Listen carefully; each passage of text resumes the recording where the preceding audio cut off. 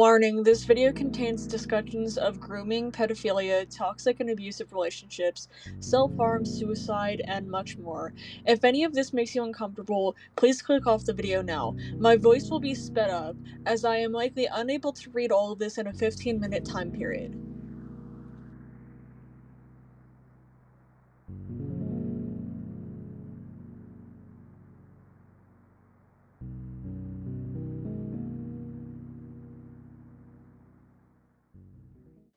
Something had come up, and I wanted to take the time to go over things and discuss them with my audience. While some of you may not agree with the points I'm bringing up, I wanted to just be honest with my viewers. Many of you know me for not being involved in much controversy, when that isn't quite true to a degree. I mentioned before an abuser of mine. This abuser lied about several things, including their age and several details of information about me. Several other autistic people have spoken about their abusive behavior, including myself. This has happened more times than I'd like, to not just myself, but other transgender and autistic individuals. I'm going to keep this as short as possible and be as vague as possible, knowing that they still lurk out there and could make matters far worse for myself and my family. For starters, this person is openly ableist. They harassed and bullied someone they knew had autism.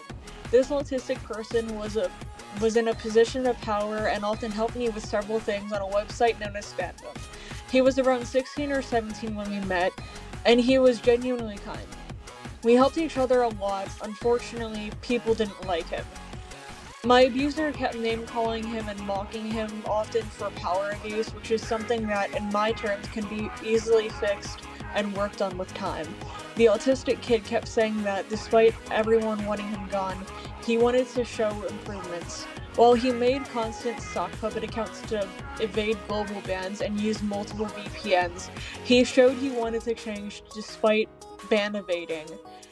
He wanted to help out. I think if a user is this level of autistic or anywhere on the spectrum, you should at least give them a sort of a bending a little, because their brains aren't developed like a normal person's brain without autism. They cannot be compared to someone with a normal, properly functioning brain without autism. That's like comparing a fully developed adult to a dog or a human child about the age of 3 or 4. They're on totally different levels entirely in terms of brain functionality. This person was exceptionally ableist towards me, banning me from multiple places, all for being autistic.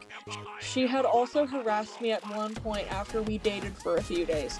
This was solely because she and I both mutually agreed we wouldn't tell anyone that we were dating.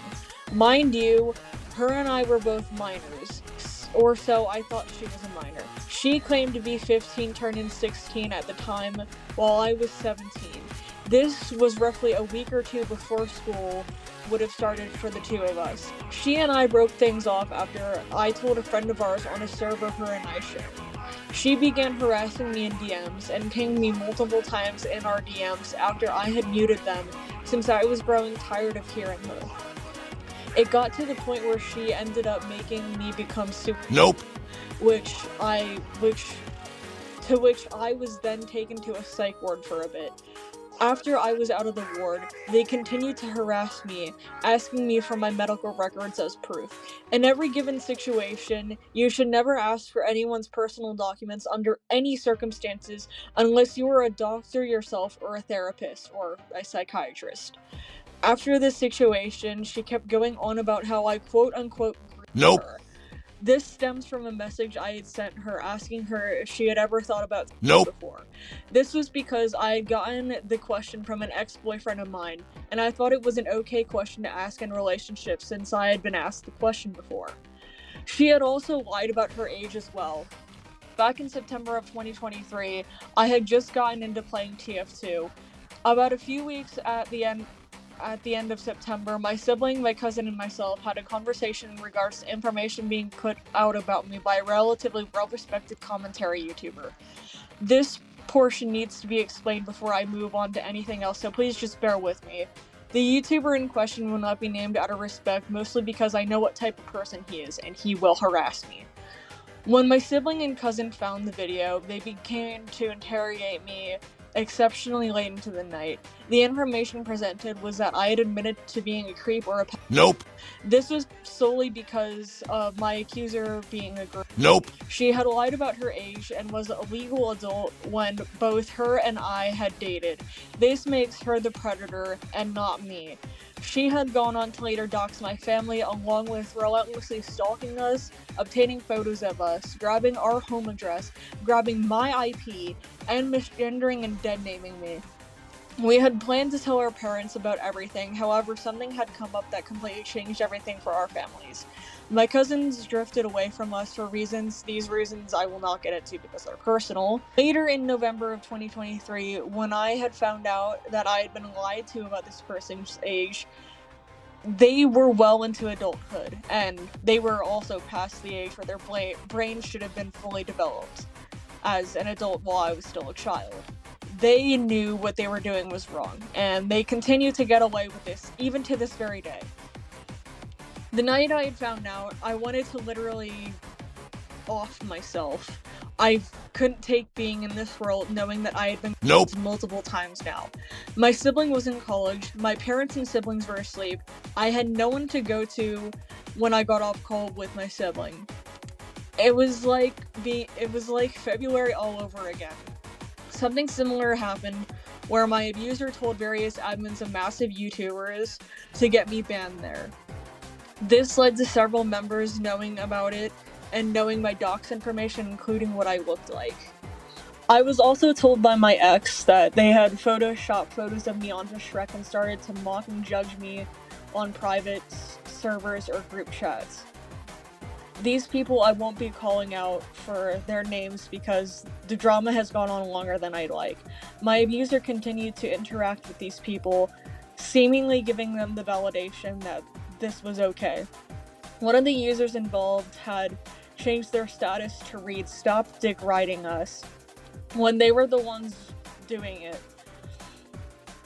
After this happened, on February 27th of 2023, I attempted to kill Nope. by attempting to Nope. and Nope. along with various other methods. I ultimately decided for Nope. to the point where there were visible scars that were Nope. on my wrists. These also coincided with the fact that my ex had also been growing more and more distant from me, at times ignoring me for up to 2 or 3 days.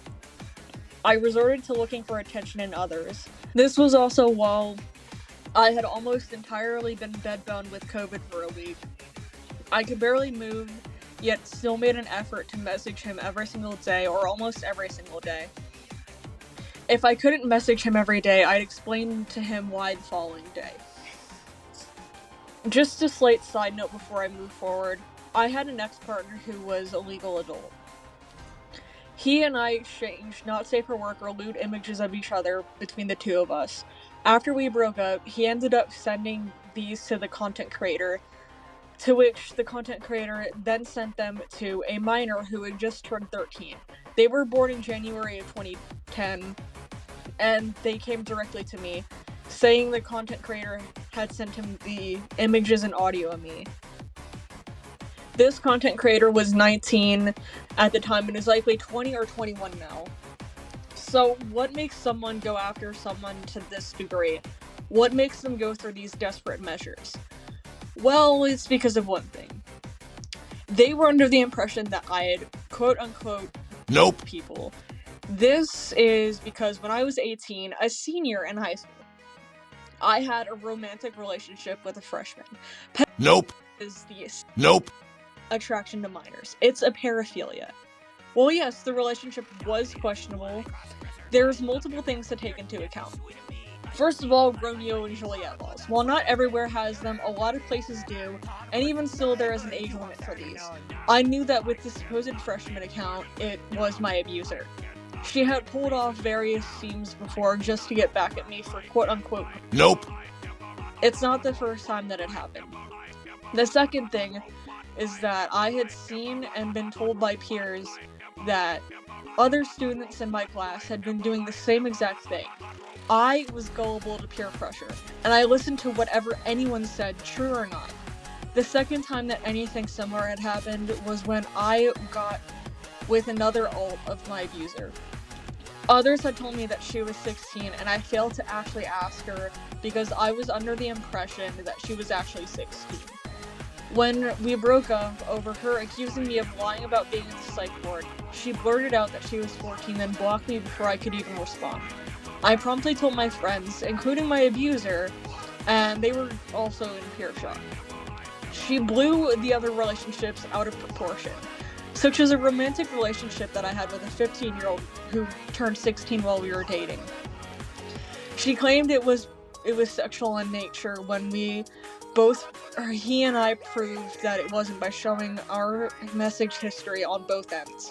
In both places, there is a Romeo and Juliet law. This person is from Australia. There is a screenshot here in regards to the Romeo and Juliet laws in Australia. You can pause if needed. Fourth relationship was more of a one-sided relationship that left me uncomfortable. They were 16 and I was 19 at the time, and he had constantly asked me to do sexual things.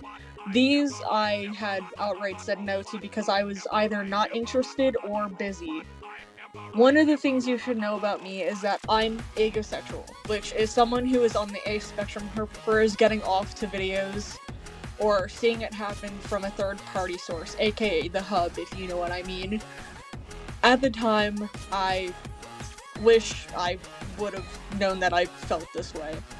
Because of all the trauma that happened to me, I slowly started to realize that this entire situation, plus everything that happened to me as of March 2023, caused me to become catasexual, which is someone who was once allosexual but now identifies as asexual or one of its umbrella terms, due to trauma of any kind.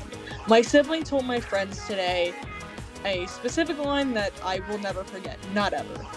What Elliot is doing isn't right, but it is similar to what a victim will do when their abuser is constantly mentioned over and over. I've been nerve shook. Leave me alone.